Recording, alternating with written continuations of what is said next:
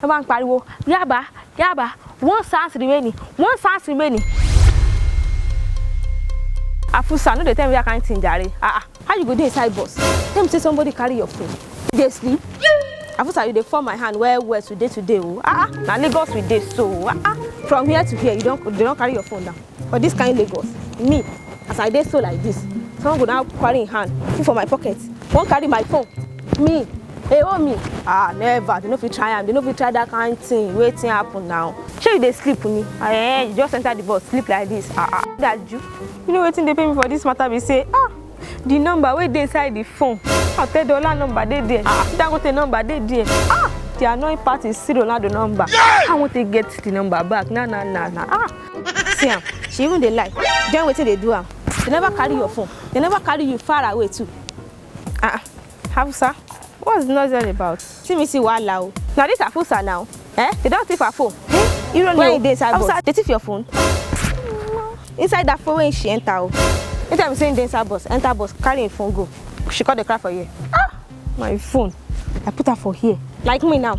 And they come from Uchodio. Yes. Someone will now put in hand. Put inside my pocket. One take my phone. Like carry my phone. Yeah. Wait oh. What's happen? They don't take my phone, no. Sorry, oh. So you think it's about uniform or smartness? You take daily for Lagos. Alaye, you have to be sharp and use your head always. If not that boy, when they shout, shoot. Want to call any security son? Can't go around. He hold me. I was so how come to fi phone no? They say him, say mo want to yaba ni. No bank pariwo, yaba. One chance remaining. Ni mo bá ní pé kí n fi phone síbí ni mo bá wọlé. Mo ti phone mi, Mikali. So one no wara tẹ́lẹ̀ kó tó máa wá phone kiri. Imo. Oh yeah. So where is the phone? Jẹ́ kí n wò. How ni?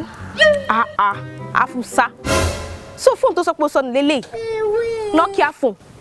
Tọ́nà sọ bẹ́ẹ̀. Ojú ò dẹ̀ tiẹ̀. Ló ń disturb gbogbo everybody. Nokia. Abeg gba phone share guy. All the phone mi jabo ni. We won no mo wa lọ tẹ́lẹ̀. Ìjọba mi ní ó jẹ́ ká lọ pare stand arrange lánàá. Sorry o. Security sọnù. E ka si afi. Come on ba yi ti ẹnu. Resell dákun dúró dè mí o. My brother, it is well.